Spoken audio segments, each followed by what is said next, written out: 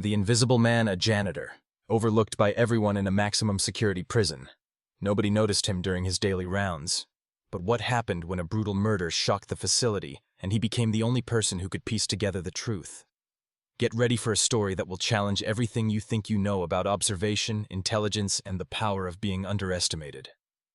If this story resonates with you, please subscribe to follow Marcus Chen's extraordinary journey from invisibility to recognition. Marcus Chen pushed his cleaning cart down the sterile corridor of Riverside State Penitentiary, his movements deliberate and unhurried. The wheels squeaked rhythmically against the polished concrete floor, a sound that had become white noise to the guards stationed at their posts. They barely glanced up from their monitors as he passed, their eyes sliding over him as if he were merely another fixture of the institutional landscape. For 18 months, Marcus had occupied this peculiar space between visibility and invisibility. The inmates saw him as harmless, a middle-aged man with graying temples and reading glasses perpetually perched on his nose, someone who posed no threat and offered no opportunity. The correctional officers viewed him with benign indifference, another civilian contractor fulfilling a necessary but unremarkable function. What none of them understood was that invisibility had always been Marcus's greatest asset. Before his doctorate in criminology, before the controversial research that had ended his academic career, before the personal tragedy that had driven him to seek refuge in the most unlikely of places, Marcus had spent 20 years studying human behavior in confined environments. He had published papers on observational methodology, on the subtle patterns that revealed hidden truths, on the ways that people betrayed themselves through unconscious gestures and unguarded moments. Now, stripped of credentials and recognition, he applied those same skills in silence. As he methodically mopped the floor outside cell block D, Marcus noted the tension rippling through the afternoon shift. Guard Thompson's jaw was clenched tighter than usual. Inmate Rodriguez had abandoned his customary position by the recreation room window. The usual rhythms of institutional life, the patterns Marcus had mapped with scholarly precision, had shifted. Something had disrupted the ecosystem. Marcus wrung out his mop with practiced efficiency, his eyes cataloging details that others dismissed as irrelevant. A scuff mark on the wall that hadn't been there during his morning rounds. The faint chemical smell underneath the institutional disinfectant. The way 3 inmates clustered near the commissary entrance, their body language suggesting watchful waiting rather than casual conversation. He had learned long ago that truth revealed itself not through dramatic announcements, but through accumulated observations, through the patient assembly of seemingly insignificant details into coherent patterns. As the afternoon wore on, Marcus continued his methodical progression through the facility, his presence so familiar that it had become invisible. The guards discussed weekend plans around him. The inmates negotiated territories and alliances as if he weren't there. And Marcus listened, observed, and remembered everything. The discovery. A brutal murder in a supposedly secure environment. The investigation stalled within hours. But what happens when the person everyone ignores possesses the one skill that could unlock the mystery? Prepare yourself for a revelation about the true nature of observation and intelligence. Join us on this journey by subscribing. Witness how careful attention can illuminate what others overlook. The emergency alarm shattered the morning routine at precisely 6:43. Marcus was cleaning the administrative wing when the sound erupted through the corridors, followed by the thunder of boots as correctional officers converged on cell block C. He stepped back against the wall, making himself smaller, more invisible, as protocol demanded during institutional emergencies. Warden Patricia Morrison arrived 12 minutes later, her expression carved from stone. Marcus had studied her leadership style during his tenure, direct, pragmatic, intolerant of incompetence. She strode past his position without acknowledgement, disappearing into the secured area where yellow caution tape now cordoned off cell 317. Through the controlled chaos, fragments of information emerged like pieces of a scattered puzzle. An inmate named James Razor Castellano had been found dead. No witnesses, no apparent forced entry, no obvious weapon. The cell had been locked from the outside, the security logs showing no anomalies during the night shift. Marcus continued his work, his mop moving in steady arcs while his mind assembled the available data. Castellano had been a mid-level operator in the prison hierarchy, Not powerful enough to attract fatal attention, not weak enough to be an easy target. His death created a vacuum, but it also raised uncomfortable questions about security protocols. Detective Sarah Winters arrived from the state police by mid-morning. Marcus recognized the type immediately. Career investigator, late 30s, reputation built on solving difficult cases. She moved through the prison with contained intensity, her dark eyes absorbing details, her questions precise and probing. The official investigation proceeded with methodical efficiency. Interviews, evidence collection, timeline reconstruction. But by afternoon, Marcus detected the subtle shifts that indicated frustration. The physical evidence was contradictory. The witness statements were unreliable. The security footage revealed nothing useful. During his evening rounds, Marcus paused outside the crime scene. The tape remained in place, but the immediate activity had subsided.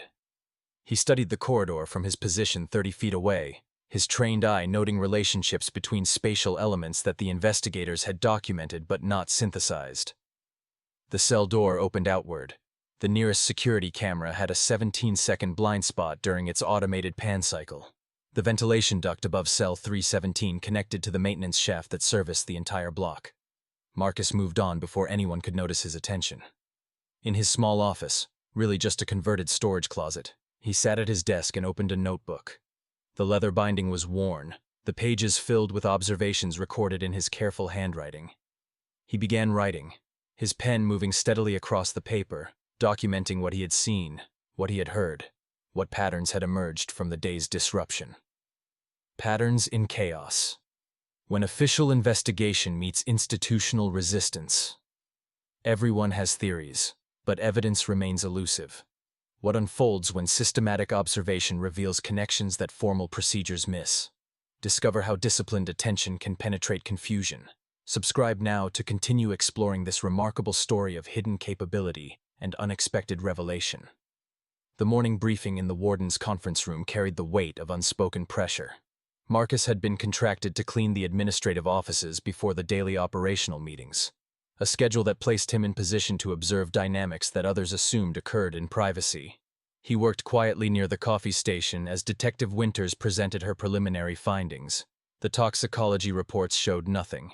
The autopsy revealed cause of death as strangulation, but the pattern of bruising suggested an unusual technique. Most significantly, the timeline presented a logical impossibility.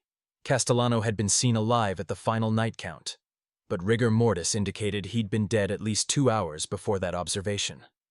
Someone made a mistake, Captain Morris insisted, his thick fingers drumming against the conference table. Guards don't see what isn't there. Or they saw what someone wanted them to see, Winters replied, her tone measured but firm. Marcus refilled the coffee carafe, his movements economical and unobtrusive. The warden's expression revealed calculation rather than concern. She was assessing political exposure, institutional liability, the potential damage to her reputation. The meeting dissolved into bureaucratic posturing, each faction protecting their territory while the actual mystery remained unresolved. Marcus withdrew to continue his duties, leaving them to their unproductive debate. Throughout the day, he maintained his routine while conducting his own systematic inquiry. Not through direct questions, that would violate his carefully constructed invisibility, but through observation of what people revealed when they believed no one was watching. In the recreation yard, he noted how the usual power dynamics had shifted. Castellano's former associates maintained careful distance from each other, their body language suggesting suspicion rather than solidarity. Someone had broken protocol, violated the informal codes that governed inmate interactions. In the dining hall, Marcus observed Guard Williams serving food with trembling hands.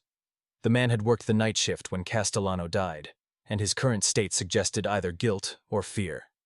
Marcus filed this observation alongside dozens of others, building a matrix of behavioral data that formal investigation overlooked. By late afternoon, he had identified 3 critical inconsistencies in the official timeline.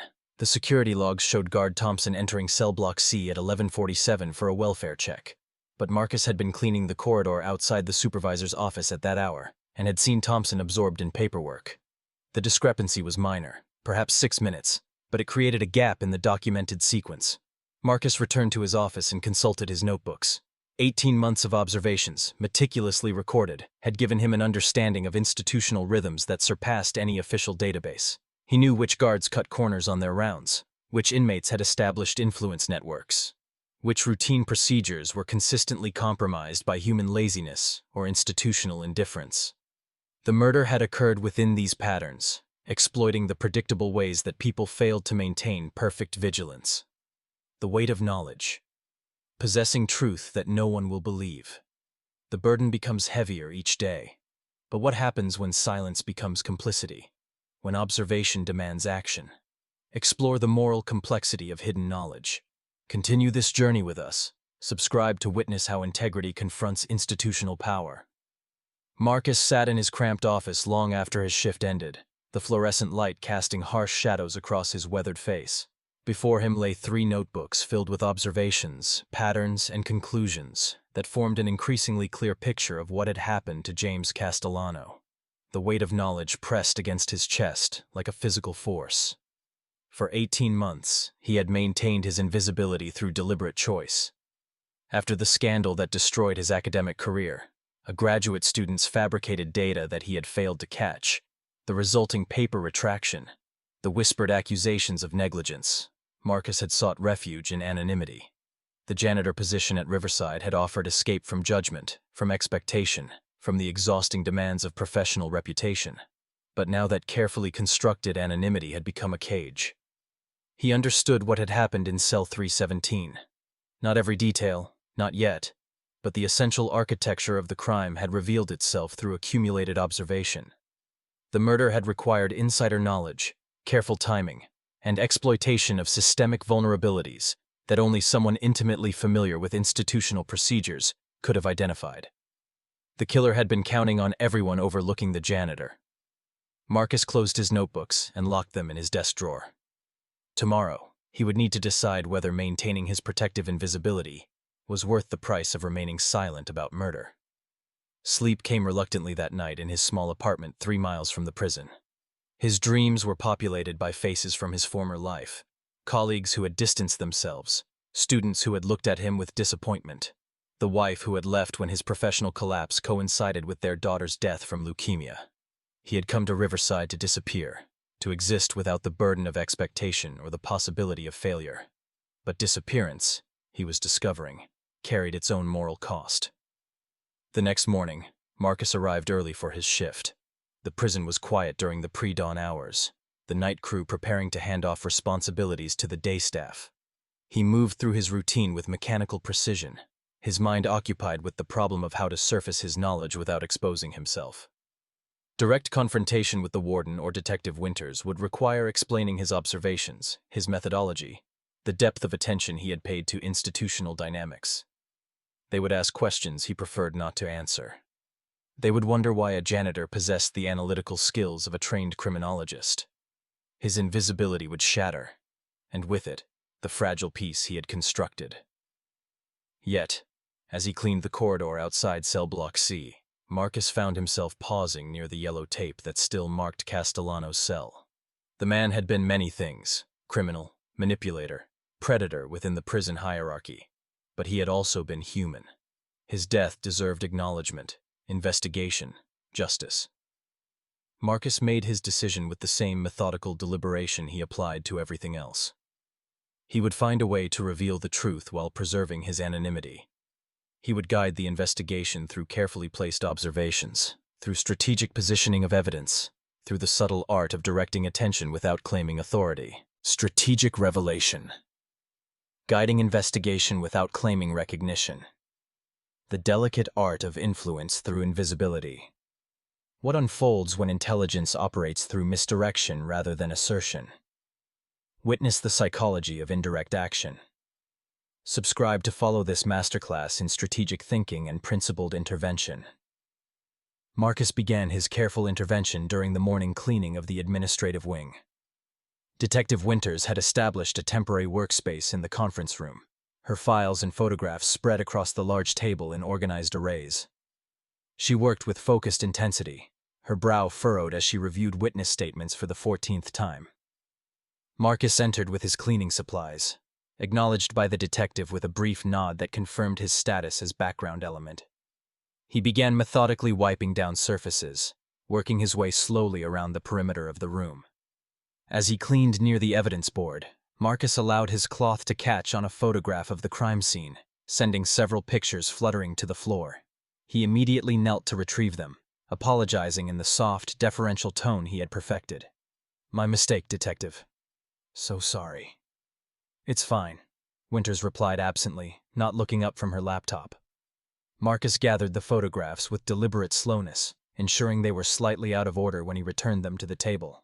Among them, he positioned one particular image, the ventilation duct above Castellano's cell, directly adjacent to a timeline chart showing the security camera's automated pan cycle. He continued his work, maintaining the appearance of mundane duty while watching Winters through peripheral vision. It took 7 minutes before her eyes drifted to the repositioned materials. Her gaze sharpened.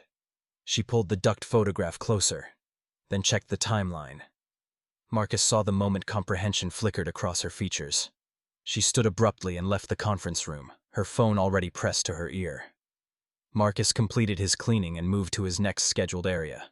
The first seed had been planted. Throughout the day, he continued his strategic intervention. In the guard break room, he accidentally knocked over a stack of duty rosters while emptying trash bins. As he gathered the scattered papers, he ensured that the night shift schedules for the week of the murder ended up on top of the pile, the discrepancies in Guard Thompson's documented movements now more visible to anyone reviewing the documents. In the corridor outside cell block C, he discovered, or rather, revealed, a small piece of fabric caught in the ventilation grate. It had been there all along, overlooked by the initial investigation, but Marcus's thorough cleaning routine brought it to the attention of a passing correctional officer. "Hey, this might be evidence," the guard called out, summoning others. Marcus stepped back, allowing them to take ownership of the discovery. He said nothing about having noticed the fabric 3 days earlier. Nothing about having preserved it by cleaning carefully around it until someone official could document its presence. By afternoon, the investigation had acquired new momentum. Detective Winters ordered the ventilation system inspected. The discrepancies in Thompson's movements were being re-examined. The fabric sample was being sent for analysis. Marcus continued his rounds, his expression neutral, his movements unhurried. In his mind, he was constructing the next phase of revelation. The evidence needed to tell its own story, to lead the investigation toward truth without requiring his testimony or explanation. He understood the risks of his approach. Indirect influence was imprecise, vulnerable to misinterpretation. But direct involvement would require sacrificing the anonymity that protected him from judgment, from expectation, from the possibility of failure. As evening approached, Marcus retreated to his office to record the day's developments in his notebooks. His handwriting was steady, his observations detailed and precise. He was documenting not just what had happened, but the psychological architecture underlying the murder, the institutional vulnerabilities, the human weaknesses, the convergence of opportunity and motive. Tomorrow, he would continue guiding the investigation through strategic revelation. The watcher watched. When careful observation becomes mutual, recognition arrives from an unexpected direction. What happens when intelligence encounters intelligence, when one hidden observer meets another? Prepare for a confrontation that transcends simple detection. Join us by subscribing. Witness the moment when invisibility confronts its own reflection. Detective Sarah Winters was waiting outside Marcus's office when he arrived for his evening shift. She leaned against the concrete wall with calculated casualness, but her dark eyes carried the sharp focus of someone who had made an important connection. "Mr. Chen," she said, her tone conversational but precise. "Do you have a moment?" Marcus felt his pulse accelerate, but his expression remained neutral. "Of course, Detective. Is there something I can help you with?" She studied him for 3 seconds longer than necessary, a deliberate assertion of observational intent. Then she smiled slightly. "I've been reviewing our evidence collection procedures. You've been very helpful, actually. Several key pieces of evidence were brought to our attention because of your thorough cleaning routine." "Just doing my job," Marcus replied, his voice steady. "Yes, your job." Winters pushed off from the wall, moving closer but maintaining respectful distance. "I looked into your background, Mr. Chen. Standard procedure for anyone who has contact with crime scenes. Your application lists previous employment in facilities maintenance, references from 3 institutions, all perfectly legitimate. Marcus said nothing, recognizing the pause as investigative technique. But there was something about the way you positioned those photographs in the conference room. The specific timing of your discoveries, the pattern of your movements through the facility. Winters tilted her head slightly. So I looked deeper. Dr. Marcus Chen, formerly of the State University Criminology Department, published extensively on observational methodology and behavioral analysis in confined environments. Career ended after a data fabrication scandal involving a graduate student's research. The words hung in the air between them, neither accusation nor judgment, but simple acknowledgement of discovered truth. I didn't fabricate anything, Marcus said quietly. I failed to catch someone else's fabrication. An important distinction, though not one that saved my career. I read the university investigation report. You were cleared of intentional misconduct but found negligent in your oversight responsibilities. Winters' expression softened marginally. Academic politics can be brutal. Is there a question, Detective? Several, actually. She pulled a notebook from her jacket pocket. Not a digital device, but actual paper, and Marcus felt an unexpected kinship with this detail. You've been working here for 18 months. During that time, you've developed what I suspect is an extraordinarily detailed understanding of institutional dynamics, security protocols, and personnel behavior patterns. Observation is a habit, Marcus acknowledged. A professional habit. Winters flipped through her notebook pages. I've been investigating this murder for 4 days, and I've made more progress in the last 24 hours than in the previous 3 combined. Every breakthrough has been connected, directly or indirectly, to evidence or observations that you've surfaced.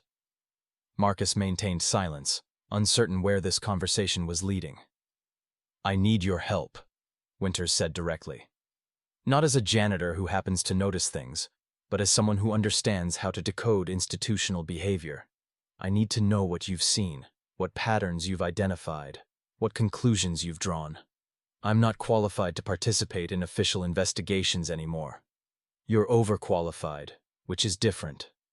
Winters met his eyes steadily. This murder was sophisticated, Mr. Chen. Someone who understands institutional vulnerabilities, who can exploit security gaps, who knows how to operate within the blind spots of surveillance and procedure. I'm good at my job, but this is your specialty. Marcus felt the weight of decision pressing against him. Maintaining invisibility had protected him from judgment, from the risk of failure, from the exhausting demands of professional expectation. But it had also isolated him from purpose, from meaningful contribution, from the satisfaction of using his skills to serve justice. If I help you, he said carefully, I need certain assurances. Name them. My involvement remains confidential. No testimony unless absolutely necessary. No public acknowledgement. Winters considered this, then nodded. I can work within those parameters. Marcus unlocked his office door and gestured for her to enter. The small space was Spartan. A desk, a filing cabinet, a single chair. He retrieved 3 notebooks from the locked drawer and placed them on the desk. 18 months of observations, he said. Documented patterns, behavioral analysis, institutional dynamics, everything I've noticed about how this place actually functions beneath the official procedures. Winters opened the first notebook, her eyes scanning the detailed entries. Marcus watched her expression shift from curiosity to surprise, to professional respect. This is extraordinary work, she said softly. It's what I do, Marcus replied. Or what I did, before I stopped trusting myself to do it competently. Winters looked up at him, and Marcus saw recognition in her expression, not just of his capabilities, but of the psychology underlying his self-imposed exile. Then let's solve this murder together, she said. And maybe you can start trusting yourself again. Synthesis. When expertise meets opportunity, 2 minds converging on complex truth. What emerges when systematic observation combines with investigative authority? Experience the power of collaborative intelligence. Subscribe now to witness the unfolding solution to an impossible crime. They worked through the night in Marcus's cramped office, the notebooks spread between them like maps to hidden territory. Detective Winters brought the formal investigation's resources: forensic reports, witness statements, security footage analysis. Marcus contributed something less tangible but equally valuable: deep understanding of institutional ecology, the subtle patterns that revealed how Riverside State Penitentiary actually functioned beneath its documented procedures. "Start with the timeline," Winters suggested, pulling out her tablet. "Walk me through what you observed that night." Marcus opened his notebook to the relevant date. "I finished my evening rounds at 23:15. The facility was operating normally according to observable patterns. Guard Thompson was in the supervisor's office completing paperwork. He's consistently 40 minutes behind on his documentation, so he routinely works past his scheduled supervision duties. The security logs show him conducting a welfare check in cell block C at 23:47. "The security logs are incorrect," Marcus stated calmly. "Thompson remained in the supervisor's office until at least midnight. I was cleaning the administrative corridor and had direct visual confirmation." Winters made a note. "So either the logs were falsified or someone else performed the check using Thompson's credentials. The latter is more likely. Thompson is careless about securing his access card. I've observed him leaving it on his desk during meal breaks on 11 separate occasions." They continued through the timeline, Marcus providing details that formal investigation had missed because no one had been watching with systematic attention. The slight variation in inmate Rodriguez's routine the week before the murder. The unusual tension between two guards who normally maintained cordial relations. The way certain prisoners had altered their recreation patterns, creating new spatial arrangements that suggested anticipatory repositioning. "You're describing a conspiracy," Winters said. "Multiple actors coordinating action. I'm describing what I observed. The interpretation is yours to make as the official investigator." She smiled slightly at his careful distinction. "Fair enough. Let's talk about the physical evidence. The ventilation duct." Marcus retrieved a crude diagram he had sketched weeks earlier, not of the crime scene specifically, but of the entire cell block's ventilation system. The ducts connect through a central maintenance shaft. Access requires a specialized tool to remove the grates, but that tool is stored in an unlocked utility closet that 17 people have routine access to. Could someone move through the ventilation system? A small person, yes. It would be uncomfortable and slow, but physically possible. Marcus pointed to his diagram. More importantly, someone could use the ventilation system to deliver something to a specific cell without being observed by security cameras. Like a weapon? Or a communication? Or a distraction? Marcus met her eyes. The strangulation pattern in the autopsy report suggested an unusual technique. Not manual choking, not ligature strangulation with a cord, but something that applied pressure differently. Winters checked her notes. The medical examiner described it as consistent with constriction from a flexible material that could be tightened and held, but that didn't leave typical ligature marks. "Plastic bag," Marcus suggested. "Or latex glove, something that would conform to the skin without creating the sharp pressure lines of rope or wire. And that could be easily disposed of afterward." Winters was typing rapidly now, sending messages to her forensic team. "We need to re-examine the trash processing from that night." They worked through scenarios, testing theories against the evidence and Marcus's observations. Gradually, a picture emerged, not complete, but coherent enough to guide further investigation. Castellano had been targeted because he possessed information that threatened someone within the institutional power structure. The murder required insider knowledge, suggesting either a guard or an inmate with exceptional access and understanding. The timing exploited predictable security gaps. The method ensured minimal physical evidence. "Guard Williams," Marcus said suddenly. "You need to look carefully at Guard Williams. The one working night shift when Castellano died? He's been demonstrating stress indicators for 3 weeks before the murder. Trembling hands, difficulty maintaining eye contact, alteration in routine behavior patterns. Classic signs of anticipatory anxiety." Winters pulled up Williams's background file. 5 years with the department. Adequate but unremarkable performance reviews. No disciplinary actions. She paused, reading further. But his financial records show unusual cash deposits in the last 6 months. Not large enough to trigger official scrutiny, but consistent and unexplained. He's being paid. Marcus concluded. Or was being paid. Past tense, because whoever used him probably considers him a liability now. They looked at each other, and Marcus saw Winters making the same logical connection he had reached. "We need to bring Williams in for questioning," she said. "Carefully. If he's part of a larger conspiracy, pushing too hard might cause others to act. Or it might make him willing to trade information for protection." Winters stood, gathering her materials.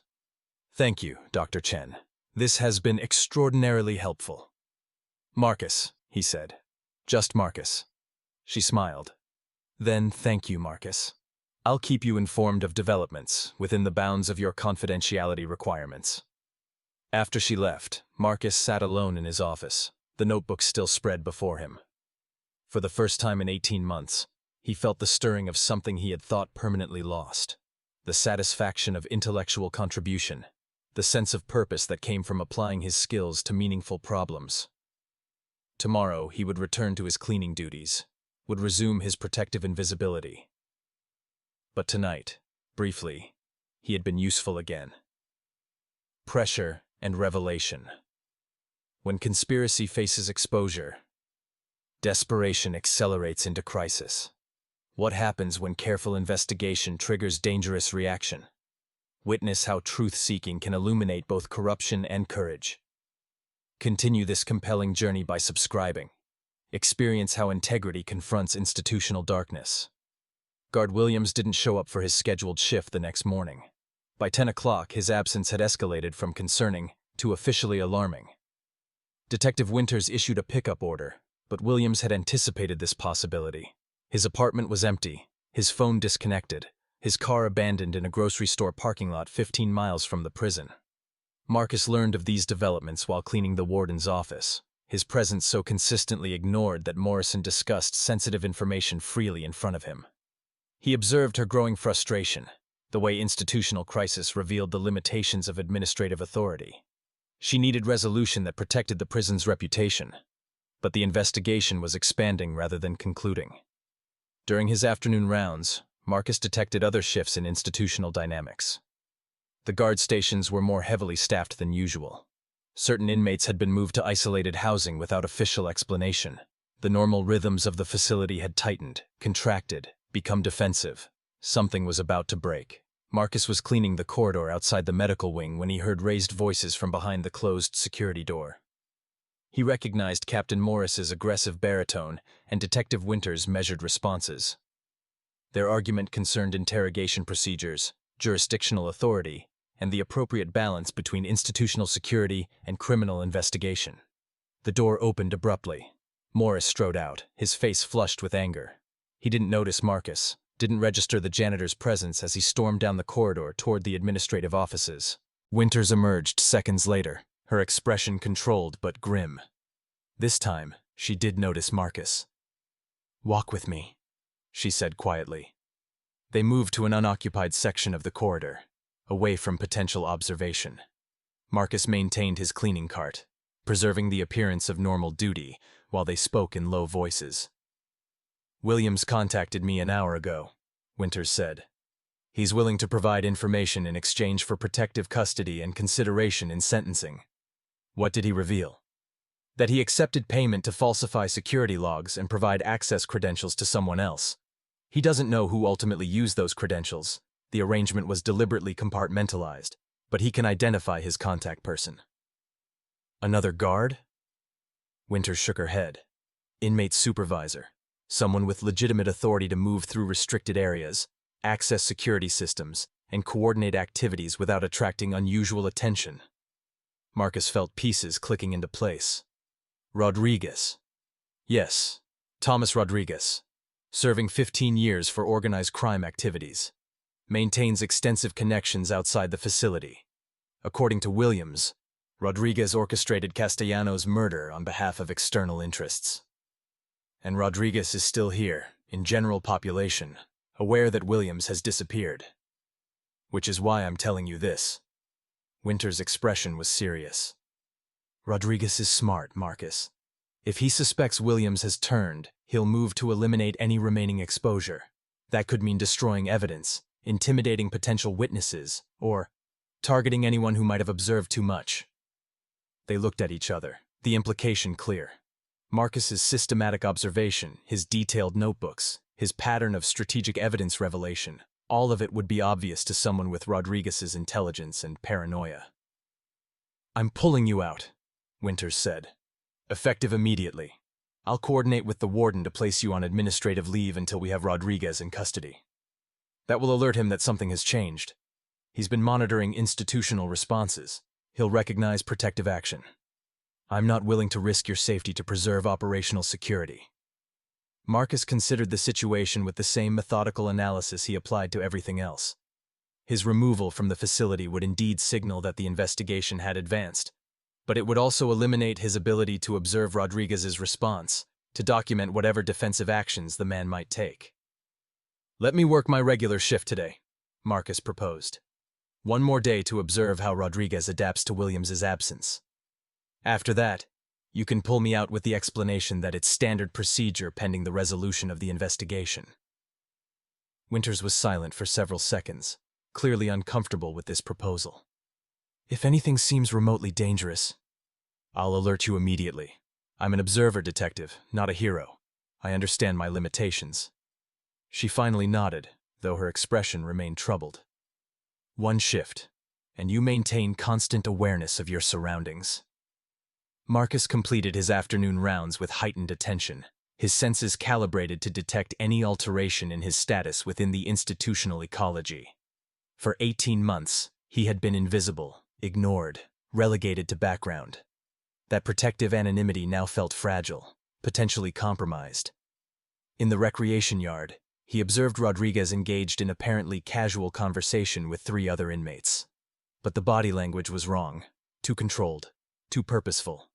This was coordination, not socializing. As Marcus emptied trash receptacles near the group, Rodriguez's eyes flicked toward him. Just for a second, barely noticeable. But Marcus recognized the assessment in that glance. He had been noticed, possibly identified as something more than a simple janitor. Marcus maintained his routine, completed his tasks, gave no indication that anything had changed. But as he pushed his cart back toward the service corridor, he felt the weight of attention following him. Not the benign indifference he had cultivated, but active observation. The invisible man had become visible, and in a maximum security prison, visibility could be fatal. Convergence. When truth demands exposure, multiple forces align toward resolution. What happens when patient observation transforms into decisive action? Experience the culmination of systematic investigation. Subscribe to witness the final confrontation between hidden truth and institutional power. The crisis arrived during the evening meal service. Marcus was fulfilling his routine duties in the dining hall when the facility's alarm system erupted in a cascade of electronic warnings. Correctional officers moved immediately into lockdown procedures, directing inmates away from the serving lines toward their designated assembly areas. Marcus stepped back against the wall, making himself small and unobtrusive as protocol required during emergencies. But his trained eye continued observing, categorizing the chaos into patterns of behavior and response. Rodriguez was missing from the dining hall. Marcus's pulse accelerated. He scanned the large room systematically, confirming his observation. Every other inmate supervisor was present, managing their assigned groups through the lockdown procedures. Only Rodriguez had absented himself before the alarm sounded, suggesting either remarkable coincidence or advanced knowledge of what was about to occur. Through the reinforced windows, Marcus could see additional correctional officers converging on cell block C, the same block where Castellano had been murdered, the same block where Rodriguez maintained his primary influence network. Detective Winters appeared at the dining hall entrance, her hand resting on her service weapon. She scanned the crowd of inmates and staff, located Marcus, and gestured sharply for him to approach. "We found evidence," she said quietly as he reached her position. "Williams gave us specific information about where Rodriguez stored documentation related to the conspiracy.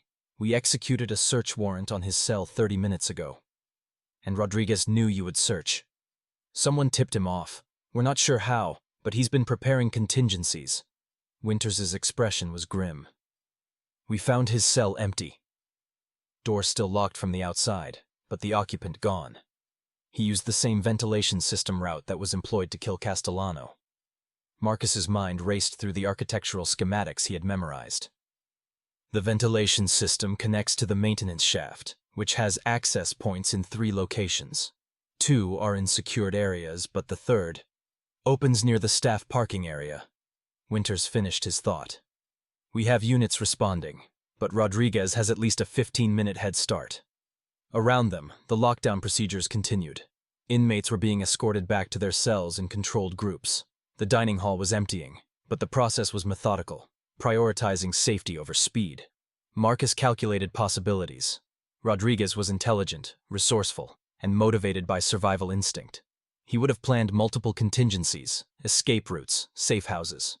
But he would also be constrained by the same factors that limited every escape attempt: time, resources, the gradually tightening net of law enforcement response. He won't leave immediately, Marcus said. Not until he's eliminated potential exposure. What exposure? Williams is in protective custody. The physical evidence is secure. Me. Marcus met her eyes steadily. I've been documenting institutional dynamics for 18 months. My notebooks contain detailed observations that could corroborate Williams's testimony, establish patterns of behavior, provide context that transforms allegations into proof. Rodriguez knows the janitor has been more observant than anyone suspected. Winter's expression shifted from confusion to alarm. How would he know that? Because he's intelligent enough to ask why certain evidence appeared precisely when it did. Why investigations suddenly accelerated after months of my cleaning routine. He recognized purposeful revelation. Marcus paused. And he's been watching me today. I saw him assess me in the recreation yard. He knows. Then we need to get you out of this facility immediately. But even as Winters reached for her radio, the lights in the dining hall flickered and died. Emergency lighting activated after 3 seconds, bathing everything in dim red illumination. Through the windows, Marcus could see that the main building had also lost power. He's still inside, Marcus said quietly. He cut the power to create chaos, to provide cover for one final action before he runs. The correctional officers were now managing inmates by flashlight and emergency protocols, their attention divided between maintaining control and understanding what had triggered the power failure. In the confusion, Marcus saw opportunity for someone with Rodriguez's capabilities to move unseen through areas that were normally monitored and secured. Opportunity to reach the administrative wing. Opportunity to destroy the evidence stored in a janitor's locked office. My notebooks, Marcus said urgently. He's going after my notebooks. They moved quickly through the corridors, Winters leading with her weapon drawn, Marcus following despite her gesture for him to remain behind. The facility's emergency lighting created pools of shadow between islands of dim red illumination, transforming familiar spaces into alien territory. They reached the administrative wing and found Marcus's office door standing open. The lock had been forced, the metal frame bent and twisted. Inside, the small room had been methodically ransacked. His desk drawers were pulled out and emptied. The filing cabinet stood open, its contents scattered, but the notebooks were gone. He has them, Marcus said, his voice steady despite the growing sense of violation. 18 months of observations. Everything I documented about institutional dynamics, about patterns of behavior, about how this facility actually operates. Winters was already on her radio, coordinating with other units. He can't have gotten far. We'll recover them. But Marcus was less certain. Rodriguez had demonstrated sophisticated planning throughout this crisis. He wouldn't steal the notebooks without having prepared a method to quickly dispose of them. Fire, water, physical destruction, any of these could eliminate the evidence within minutes. Unless Marcus could reconstruct what mattered most from memory. He pulled out his phone, a basic model he rarely used, and began typing rapidly. Dates, observations, patterns, the critical elements that connected Williams's testimony to verifiable behavior, the documented anomalies in security procedures, the timeline of Rodriguez's consolidation of influence within the prison. Winters watched him work, understanding dawning. You're recreating the documentation. The most important parts. The elements that establish pattern and premeditation. Marcus continued typing, his fingers moving with desperate efficiency. My memory is reliable for data recall. I can't replace everything, but I can provide enough to support the investigation. They worked in the darkened office, Winters coordinating the search while Marcus systematically downloaded memory into digital form. Around them, the prison slowly returned to normal operations as power was restored and the lockdown protocols concluded. Rodriguez was captured 3 hours later, attempting to flee the facility grounds through a maintenance tunnel that Marcus's notebooks had documented as a known security vulnerability. He had burned the notebooks in an industrial furnace, confident that he had eliminated the most dangerous evidence against him. He hadn't known about Marcus's methodical recreation of critical observations, documented in real time on a basic smartphone. As dawn approached, Marcus sat in the warden's conference room while Winters and her team processed the conclusion of their investigation. They had Rodriguez in custody. They had Williams's testimony. They had Marcus's reconstructed observations providing corroboration and context. They had enough for conviction, recognition. When invisibility finally ends, the cost and reward of emergence. What happens when hidden capability can no longer remain concealed? Discover the unexpected transformation that follows truth-telling. Thank you for subscribing and following this journey. Witness how courage reshapes both recognition and identity. The morning after Rodriguez's arrest, Marcus stood in Warden Morrison's office, uncertain why he had been summoned. The official investigation had concluded. His notebooks, though destroyed, had been replaced by his detailed digital reconstruction. Detective Winters had documented his contribution while respecting his request for minimal public acknowledgement. His invisibility should have been restored. Morrison studied him from behind her desk, her expression unreadable. Mr. Chen, or should I say Dr. Chen, Detective Winters provided me with some interesting background information about your previous career. Marcus said nothing, waiting. She also explained the extent of your contribution to solving Castellano's murder. Your observations, your analysis, your willingness to assist the investigation despite preferring to remain anonymous. Morrison leaned back in her chair. I'm left wondering why someone with your qualifications has been working as a janitor for the past 18 months. I needed the employment, Marcus replied carefully. After leaving academia, opportunities were limited. That's not entirely accurate, is it? You chose this position. You chose to work below your capabilities, to remain unnoticed, to avoid any situation that might require you to demonstrate the expertise that once defined your professional identity. Marcus felt exposed under her assessment, his protective anonymity stripped away by recognition he hadn't sought. Dr. Chen, I'm not interested in judging your life choices, but I am interested in making effective use of resources. Morrison pulled a file from her desk drawer. I'm creating a new position, security consultant focused on institutional dynamics and behavioral analysis. The role would involve systematic observation of facility operations, identification of vulnerabilities, and development of improved protocols. Essentially, what you've been doing unofficially for 18 months, but with proper authority and compensation. Marcus stared at her, struggling to process this unexpected offer. I understand you have reservations about professional responsibility, about the possibility of failure, about whether you can trust yourself to perform at the level your training suggests you're capable of. Morrison's tone was direct, but not unkind. But you've just demonstrated exactly those capabilities under circumstances that required both expertise and integrity.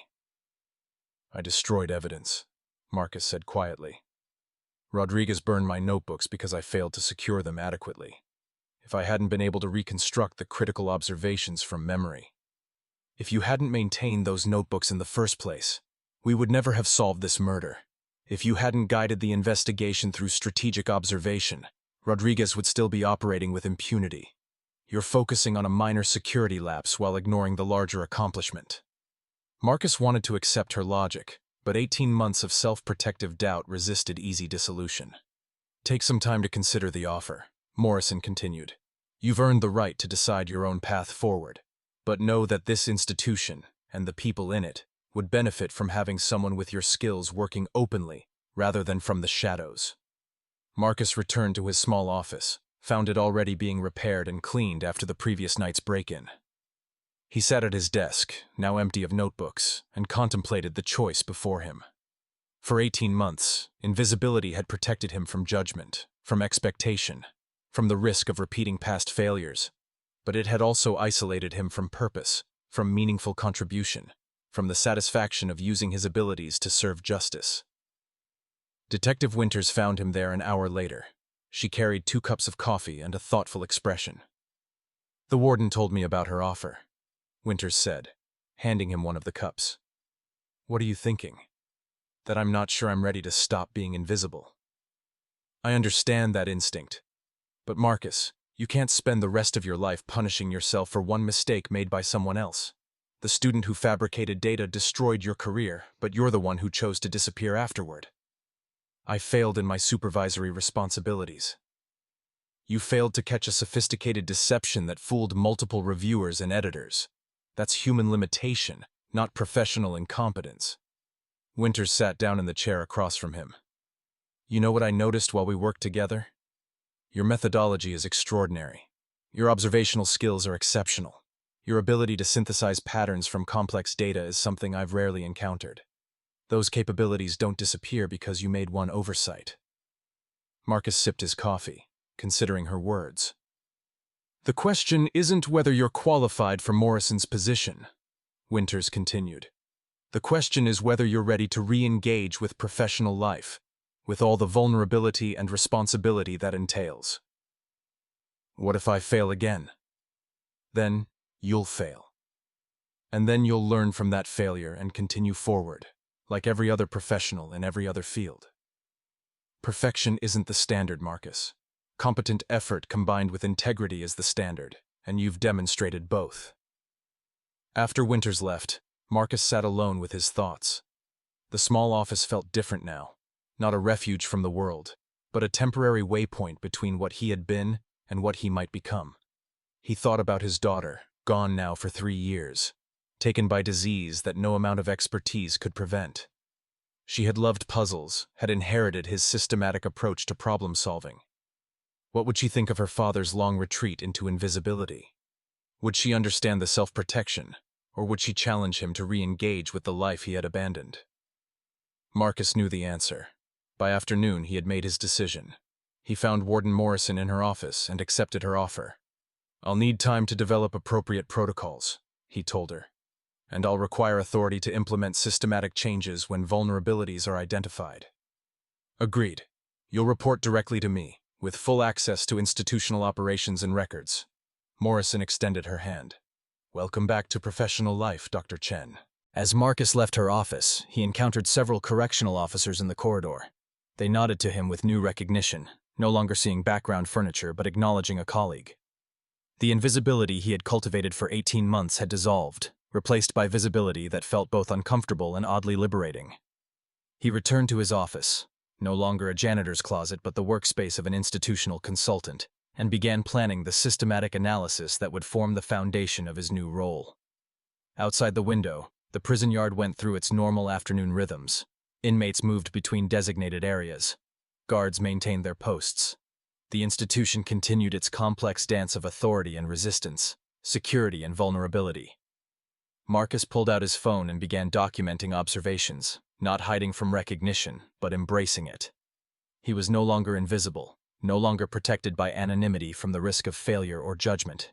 He was engaged again with purpose, with contribution, with the satisfaction of using his capabilities to serve something beyond self-protection. The janitor who had solved a murder no one could explain had transformed into something unexpected. A professional ready to trust himself again, equipped with both expertise and hard-won wisdom about human limitation. His daughter would have approved. "Thank you for joining Marcus Chen's remarkable journey from invisibility to recognition.